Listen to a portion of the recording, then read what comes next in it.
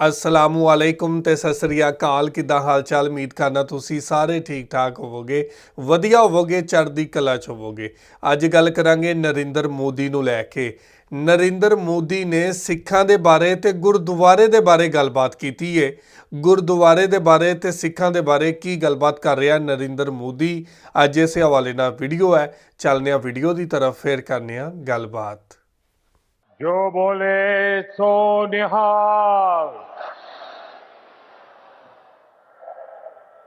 हरियाणा के गवर्नर असीम घोष जी, लोकप्रिय मुख्यमंत्री नायब सिंह सैनी जी,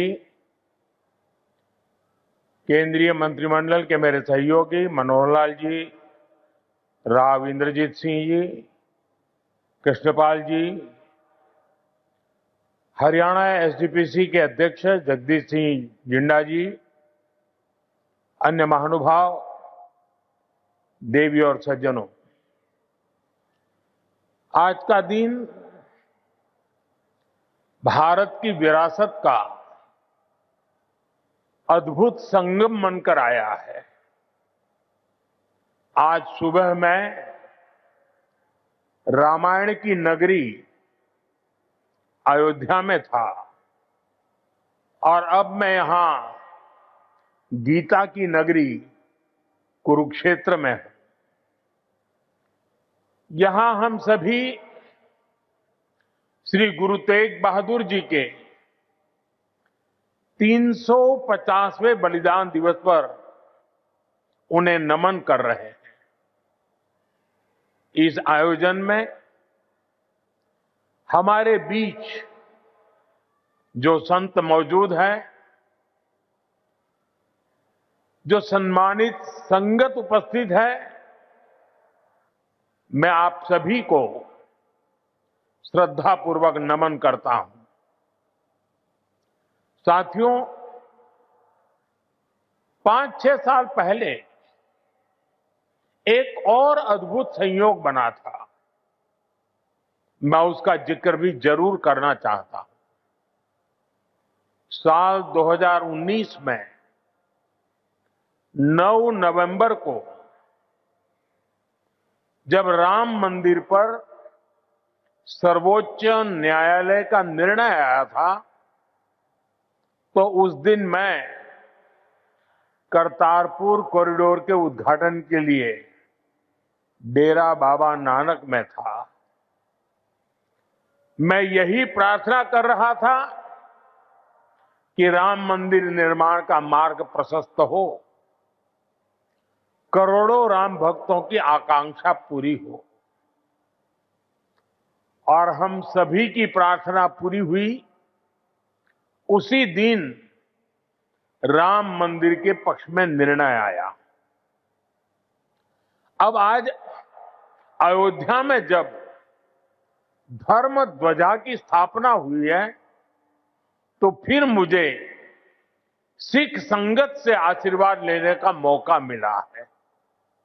साथियों, अभी कुछ देर पहले कुरुक्षेत्र की भूमि पर पांचजन्य स्मारक का लोकार्पण भी हुआ है।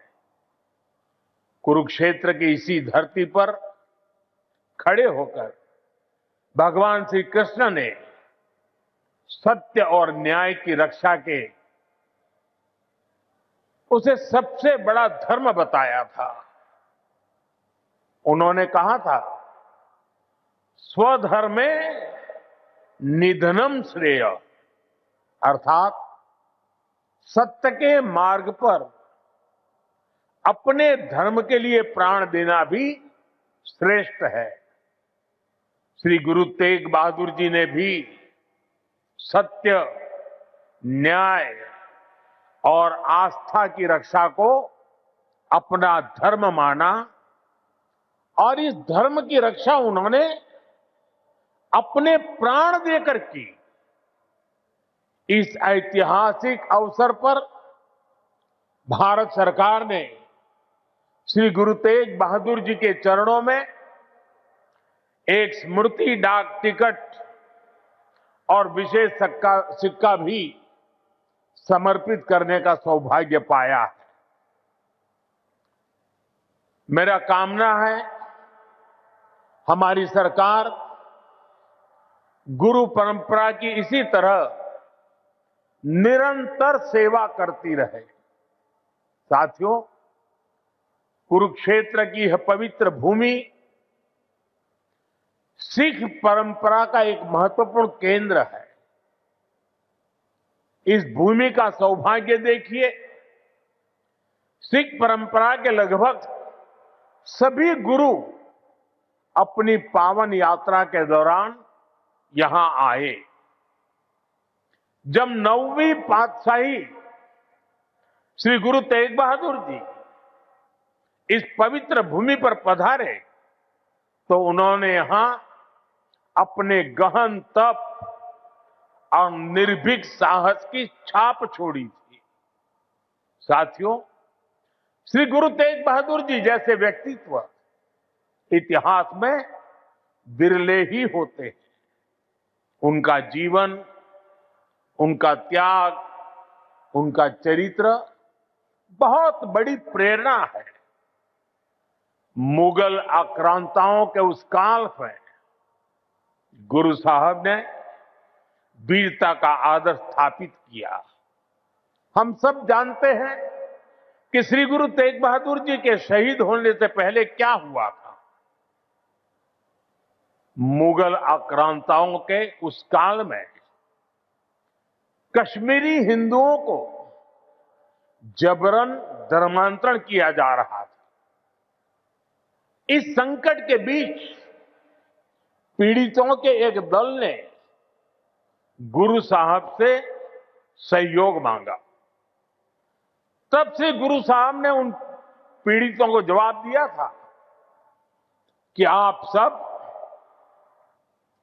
औरंगजेब को साफ साफ कह दें, यदि श्री गुरु तेग बहादुर इस्लाम स्वीकार कर लें तो हम सब इस्लाम धर्म अपना लेंगे। साथियों, इन वाक्यों में श्री गुरु तेग बहादुर जी की निडरता, उसकी पराकाष्ठा थी। इसके बाद जिसकी आशंका थी वही हुआ। उस क्रूर औरंगजेब ने गुरु साहिब को बंदी बनाने का आदेश दिया, लेकिन गुरु साहब ने खुद दिल्ली जाने की घोषणा कर दी। मुगल शासकों ने उन्हें प्रलोभन भी दिए, लेकिन श्री गुरु तेग बहादुर अड़िग रहे। उन्होंने धर्म और सिद्धांतों से समझौता नहीं किया और इसलिए उनका मन तोड़ने के लिए गुरु साहब को पथ से डिगाने के लिए उनके सामने उनके 3 साथियों भाई दयाला जी, भाई सतीदास जी, भाई मतीदास जी की निर्ममता से हत्या की गई। लेकिन गुरु साहब अटल रहे, उनका संकल्प अटल रहा। उन्होंने धर्म का रास्ता नहीं छोड़ा। तब की अवस्था में गुरु साहब ने अपना शीश धर्म की रक्षा को समर्पित कर दिया। साथियों, मुगल इतने पर ही नहीं रुके थे। उन्होंने गुरु महाराज के शीश को अपमानित करने का भी प्रयास किया, लेकिन भाई जेता जी ने अपने पराक्रम के बल पर उनके शीश को आनंदपुर साहब पहुंचाया। इसलिए ही श्री गुरु गोविंद सिंह जी ने लिखा है, तिलक जंजू राखा प्रभता का, तेग बहादुर सी क्रिया करी न किनु आन। इसका अर्थ था कि धर्म का तिलक सुरक्षित रहे, लोगों की आस्था पर अत्याचार न हो, इसके लिए गुरु साहिब ने सब कुछ न्यौछावर कर दिया। साथियों, आज गुरु साहब की इसी बलिदान भूमि के रूप में आज दिल्ली का शीशगंज गुरुद्वारा हमारी प्रेरणा का एक जीवन स्थल बनकर खड़ा है। आनंदपुर साहब का तीर्थ हमारी राष्ट्रीय चेतना की शक्ति भूमि है और आज हिंदुस्तान का जो स्वरूप शेष है उसमें गुरु साहब जैसे युग पुरुषों का त्याग और समर्पण समाहित है। और इसी त्याग के कारण श्री गुरु तेग बहादुर साहब को हिंद दी चादर कहकर पूजा जाता है। साथियों, हमारे गुरुओं की परंपरा हमारे राष्ट्र के चरित्र, हमारी संस्कृति और हमारी मूल भावना का आधार है। और मुझे संतोष है कि पिछले 11 वर्षों में हमारी सरकार ने इस पावन परंपराओं को, सिख परंपरा के हर उत्सव को राष्ट्रीय उत्सव के रूप में भी स्थापित किया है।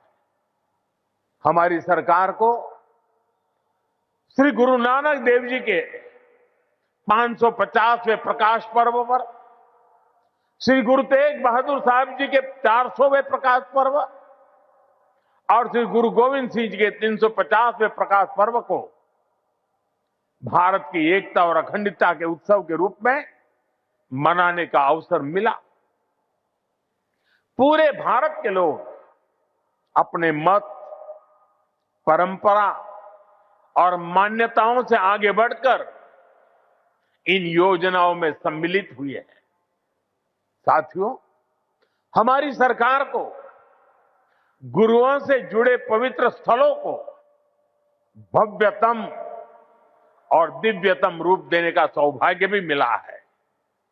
बीते एक दशक में अनेक ऐसे अवसर आए हैं जब मैं व्यक्तिगत रूप से गुरु परंपरा के आयोजनों का हिस्सा बना। कुछ समय पहले जब अफगानिस्तान से गुरु ग्रंथ साहब के 3 मूल स्वरूप भारत आए थे तो यह हर देशवासी के लिए गौरव का क्षण बना था। साथियों, हमारी सरकार ने गुरुओं के हर तीर्थ को आधुनिक भारत के स्वरूप से जोड़ने का प्रयास किया है।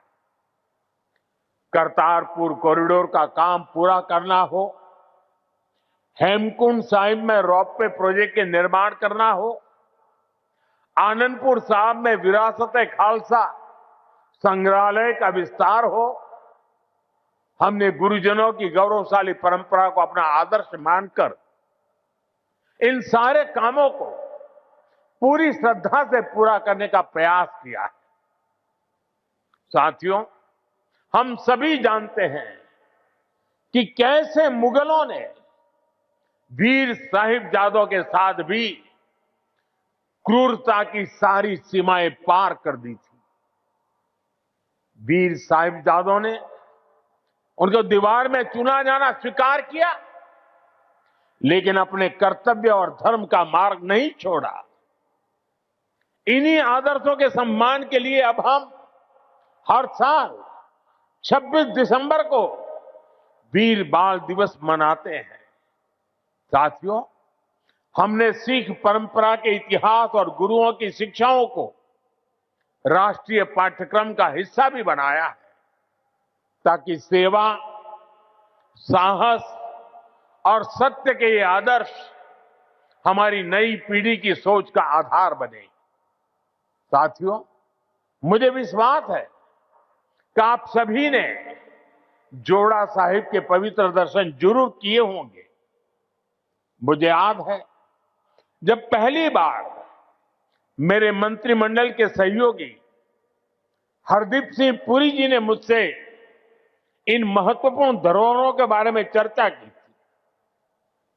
उन्होंने बताया था कि उनके परिवार ने गुरु गोविंद सिंह जी और माता साहिब कौर जी का पवित्र जोड़ा साहब करीब 300 वर्षों से सहेज कर रखा है और अब वो इस पवित्र धरोहर को देश दुनिया की सिख संगत को समर्पित करना चाहते हैं। साथियों, इसके बाद इन पवित्र जोड़ा साहिब को पूरे सम्मान और मर्यादा के साथ वैज्ञानिक परीक्षण कराया गया ताकि ये पवित्र धरोहर आने वाली पीढ़ियों के लिए संरक्षित हो सके। सभी तथ्यों को देखते हुए हमने यह सामूहिक निर्णय लिया कि इन पवित्र जोड़ा साहिब को तख्त श्री पटना साहिब को समर्पित किया जाएगा, जहां गुरु महाराज ने अपने बाल्यकाल का एक लंबा समय बिताया था।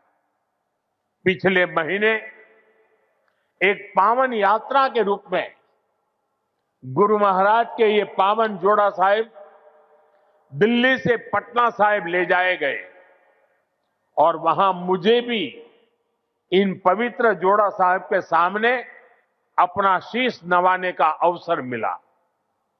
मैं इसे गुरुओं की विशेष कृपा मानता हूं कि उन्होंने मुझे इस सेवा का, इस समर्पण का और इस पवित्र धरोहर से जुड़ने का अवसर दिया। साथियों, गुरु तेग बहादुर साहब जी की स्मृति हमें यह सिखाती है कि भारत की संस्कृति कितनी व्यापक, कितनी उदार और कितनी मानवता केंद्रित रही है। उन्होंने सर्वत का भला का मंत्र अपने जीवन से सिद्ध किया। आज का यह आयोजन सिर्फ इन स्मृतियों और सीखों के सम्मान का क्षण नहीं है, यह हमारे वर्तमान और भविष्य के लिए एक महत्वपूर्ण प्रेरणा भी है। गुरु साहब ने सिखाया है, जो नर दुख में दुख नहीं माने सो ही पूर्ण ज्ञानी, यानी जो विपरीत परिस्थितियों में भी अड़िग रहता है वही सच्चा ज्ञानी है, वही सच्चा साधक है। इसी प्रेरणा के साथ हमें हर चुनौती को पार करते हुए अपने देश को आगे ले जाना है, अपने भारत को विकसित बनाना है। साथियों, गुरु साहब ने ही हमें सिखाया है, भय काहू को देत न भय मानत आन, यानी हम न किसी को डराए और न किसी से डरकर जिए। यही निर्भयता समाज और देश को मजबूत बनाती है। आज भारत भी इसी सिद्धांत पर चलता है। हम विश्व को बंधुत्व की बात भी बताते हैं और अपनी सीमाओं की रक्षा भी करते हैं। हम शांति चाहते हैं लेकिन अपनी सुरक्षा से कोई समझौता नहीं करते। ऑपरेशन सिंदूर इसका सबसे बड़ा उदाहरण है। पूरे विश्व ने देखा है, नया भारत न डरता है, न रुकता है और न आतंकवाद के खिलाफ झुकता है। आज का भारत साहस और स्पष्टता के साथ पूरी शक्ति से आगे बढ़ रहा है। साथियों, आज इस अहम अवसर पर मैं हमारे समाज से, युवाओं से जुड़े एक ऐसे विषय पर भी बात करना चाहता हूं जिसकी चिंता गुरु साहब ने भी की थी। ये विषय नशे का है, ड्रग्स का है। नशे की आदत ने हमारे अनेक नौजवानों के सपनों को गहरी चुनौतियों में धकेल दिया है। सरकार इस समस्या को जड़ से समाप्त करने के लिए सारे प्रयास भी कर रही है, लेकिन यह समाज की, परिवार की भी लड़ाई है। और ऐसे समय में श्री गुरु तेग बहादुर साहब की शिक्षा हमारे लिए प्रेरणा भी है और समाधान भी है। हम सब जानते हैं कि जब गुरु साहब ने आनंदपुर साहब से अपनी यात्रा प्रारंभ की तो उन्होंने अनेकों गांवों में संगत को अपने साथ जोड़ा। उन्होंने ना सिर्फ उनकी श्रद्धा और आस्था का विस्तार किया, बल्कि इन क्षेत्रों में रहने वाले समाज का आचरण भी बदला। इन गांवों में रहने वाले लोगों ने हर तरह के नशे की खेती छोड़ी और गुरु साहब के चरणों में अपना भविष्य समर्पित किया। गुरु महाराज के दिखाए इसी मार्ग पर चलते हुए यदि समाज, परिवार और युवा मिलकर नशे के खिलाफ निर्णायक लड़ाई लड़ने का काम करें तो ये समस्या जड़ से समाप्त हो सकती है। साथियों, श्री गुरु तेग बहादुर साहब की शिक्षाएं हमारे आचरण में शांति, हमारी नीतियों में संतुलन और हमारे समाज में विश्वास का आधार बने, यही इस अवसर का सार है। आज जिस तरह से पूरे देश में श्री गुरु तेग बहादुर का ये शहीदी दिवस मनाया जा रहा, वो ये बताता है कि गुरुओं की सीख आज भी हमारे समाज की चेतना में कितनी जीवंत है। इसी भावना के साथ की ये सारे आयोजन भारत को आगे ले चलने में हमारी युवा पीढ़ी की सार्थक प्रेरणा बने। एक बार फिर आप सभी को मेरी अनेक अनेक शुभकामनाएं हैं। वाहेगुरु जी का खालसा, वाहेगुरु जी की फतेह। ਤੇ ਇਹ ਸੀ ਜੀ ਅੱਜ ਦੀ ਵੀਡੀਓ। ਤੁਸੀਂ ਦੇਖਿਆ ਕਿ ਨਰਿੰਦਰ ਮੋਦੀ ਤਾਰੀਫਾਂ ਕਰ ਰਿਹਾ ਸਿੱਖ ਕੌਮ ਦੀਆਂ। ਨਰਿੰਦਰ ਮੋਦੀ ਤਾਰੀਫ ਕਰ ਰਿਹਾ ਗੁਰੂ ਤੇਗ ਬਹਾਦਰ ਜੀ ਦੀ। ਨਰਿੰਦਰ ਮੋਦੀ ਤਾਰੀਫ ਕਰ ਰਿਹਾ ਗੁਰੂ ਗੋਬਿੰਦ ਸਿੰਘ ਜੀ ਦੀ। ਨਰਿੰਦਰ ਮੋਦੀ ਇਹ ਗੱਲਬਾਤ ਕਰ ਰਿਹਾ ਹੈ ਕਿ ਮੈਂ ਕਰਤਾਰਪੁਰ ਵਾਲਾ ਗੁਰਦੁਆਰਾ ਜਦੋਂ ਖੋਲ੍ਹਿਆ ਤੇ ਮੈਂ ਉੱਥੇ ਅਰਦਾਸ ਕੀਤੀ ਸੀ ਕਿ ਰਾਮ ਮੰਦਰ ਬਣ ਜਾਏ। ਉਸ ਤੋਂ ਬਾਅਦ ਮੈਂ ਦੇਖਿਆ ਰਾਮ ਮੰਦਰ ਬਣ ਗਿਆ। ਮੇਰਾ ਸਿੱਖ ਗੁਰੂਆਂ ਤੇ ਬਹੁਤ ਹੀ ਜ਼ਿਆਦਾ ਯਕੀਨ ਹੈ। ਇਸੇ ਤਰ੍ਹਾਂ ਦੀਆਂ ਗੱਲਾਂ ਦੂਸਰੇ ਜਿਹੜੇ ਪੰਡਤ ਨੇ ਉਹ ਵੀ ਕਰਦੇ ਨੇ। ਇਸੇ ਤਰ੍ਹਾਂ ਦੀਆਂ ਗੱਲਾਂ ਦੂਸਰੇ ਦੇ ਵਜ਼ੀਰ, ਦੇ ਮਿਨਿਸਟਰ ਵੀ ਕਰਦੇ ਨੇ। ਲੇਕਿਨ ਇਹੋ ਹੀ ਨਰਿੰਦਰ ਮੋਦੀ, ਇਹੋ ਹੀ ਅਮਿਤ ਸ਼ਾਹ, ਇਹੋ ਹੀ ਅਜੀਤ ਡੋਵਾਲ ਸਿੱਖਾਂ ਦੇ ਖਿਲਾਫ ਪਾਲਿਸੀਆਂ ਬਣਾਉਂਦੇ ਨੇ।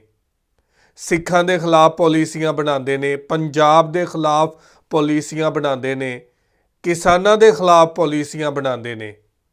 ਇੱਕ ਪਾਸੇ ਇਹਨਾਂ ਦੀ ਤਾਰੀਫ ਕੀਤੀ ਜਾਂਦੀ ਹੈ, ਦੂਜੇ ਪਾਸੇ ਇਹਨਾਂ ਨੂੰ ਟਾਰਗੇਟ ਕੀਤਾ ਜਾਂਦਾ ਹੈ। ਇਹ ਵੱਡੀ ਸਾਜ਼ਿਸ਼ ਹੈ ਕਿ ਨਰਿੰਦਰ ਮੋਦੀ ਤਾਰੀਫ ਕਰ ਰਿਹਾ ਅੱਜ ਗੁਰੂ ਤੇਗ ਬਹਾਦਰ ਦੀ, ਤਾਰੀਫ ਕਰ ਰਿਹਾ ਅੱਜ ਗੁਰੂ ਗੋਬਿੰਦ ਸਿੰਘ ਜੀ ਦੀ, ਤਾਰੀਫ ਕਰ ਰਿਹਾ ਕਿ ਕਰਤਾਰਪੁਰ ਵਾਲਾ ਲਾਂਘਾ ਜਦੋਂ ਖੋਲ੍ਹਿਆ ਮੈਂ ਅਰਦਾਸ ਕੀਤੀ ਕਿ ਰਾਮ ਮੰਦਰ ਬਣ ਜਾਏ। ਰਾਮ ਮੰਦਰ ਬਣ ਗਿਆ। ਲੇਕਿਨ ਅਸੀਂ ਜਦੋਂ ਦੇਖਦੇ ਹਾਂ ਨਰਿੰਦਰ ਮੋਦੀ ਕਿਸਾਨਾਂ ਦਾ ਮੁੱਦਾ ਹੱਲ ਨਹੀਂ ਕਰਦਾ। ਨਰਿੰਦਰ ਮੋਦੀ ਪੰਜਾਬ ਦੇ ਵਿੱਚੋਂ ਚਿੱਟੇ ਦਾ ਕਾਰੋਬਾਰ ਖਤਮ ਨਹੀਂ ਕਰਦਾ। ਨਰਿੰਦਰ ਮੋਦੀ ਪੰਜਾਬ ਦੇ ਨੌਜਵਾਨਾਂ ਨੂੰ ਚੁੱਕ ਕੇ ਜੇਲ੍ਹਾਂ 'ਚ ਬੰਦ ਕਰਦਾ ਹੈ। ਨਰਿੰਦਰ ਮੋਦੀ ਪੰਜਾਬ ਦੇ ਹੱਕ ਦੇ ਪਾਣੀ ਤੇ ਡਾਕਾ ਮਾਰਦਾ ਹੈ। ਨਰਿੰਦਰ ਮੋਦੀ ਹੜ੍ਹ ਦੇ ਦਿਨਾਂ ਦੇ ਵਿੱਚ ਪੰਜਾਬ ਨੂੰ ਡੋਬਦਾ ਹੈ। ਅਸੀਂ ਨਰਿੰਦਰ ਮੋਦੀ ਦੀ ਕਿਹੜੀ ਗੱਲ ਦਾ ਯਕੀਨ ਕਰੀਏ ਤੇ ਕਿਹੜੀ ਗੱਲ ਦਾ ਯਕੀਨ ਨਾ ਕਰੀਏ। ਸਿੱਖ ਕੌਮ ਨੂੰ ਬਹੁਤ ਹੀ ਜ਼ਿਆਦਾ ਜ਼ੁਲਮ ਦਾ ਨਿਸ਼ਾਨਾ ਬਣਾਇਆ ਗਿਆ। ਸਿੱਖ ਕੌਮ ਨੇ ਹਮੇਸ਼ਾ ਜਦੋਜਹਿਦ ਕੀਤੀ। ਸਿੱਖ ਕੌਮ ਨੂੰ ਹਮੇਸ਼ਾ ਟਾਰਗੇਟ ਕੀਤਾ ਗਿਆ ਮਿੱਠੀ ਬੋਲੀ ਬੋਲ ਕੇ। ਇੱਕ ਕਹਾਵਤ ਬਹੁਤ ਮਸ਼ਹੂਰ ਹੈ, ਬਗਲ में छुरी मुंह में राम राम। ਉਹ ਕਹਾਵਤ ਬਿਲਕੁਲ ਫਿੱਟ ਬਹਿੰਦੀ ਹੈ ਨਰਿੰਦਰ ਮੋਦੀ ਤੇ। ਇੱਕ ਪਾਸੇ ਮਿੱਠੀਆਂ ਗੱਲਾਂ ਤੇ ਦੂਜੇ ਪਾਸੇ ਕਿਸਾਨਾਂ ਵਾਸਤੇ ਦਿੱਲੀ ਦੇ ਦਰਵਾਜ਼ੇ ਬੰਦ। ਇੱਕ ਪਾਸੇ ਮਿੱਠੀਆਂ ਗੱਲਾਂ, ਦੂਜੇ ਪਾਸੇ ਪੰਜਾਬ ਦੇ ਪਾਣੀ ਤੇ ਕਬਜ਼ਾ। ਇੱਕ ਪਾਸੇ ਮਿੱਠੀਆਂ ਗੱਲਾਂ, ਦੂਜੇ ਪਾਸੇ ਅੰਮ੍ਰਿਤਪਾਲ ਸਿੰਘ ਵਰਗੇ ਨੌਜਵਾਨਾਂ ਨੂੰ ਫੜ ਕੇ ਡਿਬਲੂਗੜ੍ਹ ਜੇਲ੍ਹ ਦੇ ਵਿੱਚ ਬੰਦ। ਤੁਸੀਂ ਕਿਹੜੀ ਗੱਲ ਦਾ ਯਕੀਨ ਕਰੋਗੇ? ਕਿਹੜੀ ਝੂਠ ਤੇ ਯਕੀਨ ਕਰੋਗੇ ਕਿ ਨਰਿੰਦਰ ਮੋਦੀ ਝੂਠ ਬੋਲ ਕੇ ਸਿੱਖਾਂ ਦੀ ਹਮਦਰਦੀ ਹਾਸਲ ਕਰ ਰਿਹਾ ਹੈ? ਤੇ ਇਹ ਸੀ ਜੀ ਅੱਜ ਦੀ ਵੀਡੀਓ। ਤੁਸੀਂ ਇਸ ਵੀਡੀਓ ਬਾਰੇ ਕੀ ਕਹਿਣਾ ਚਾਹੁੰਦੇ ਹੋ ਜ਼ਰੂਰ ਕਮੈਂਟ ਕਰਕੇ ਦੱਸਿਆ ਜੇ। ਬਹੁਤ ਸ਼ੁਕਰੀਆ।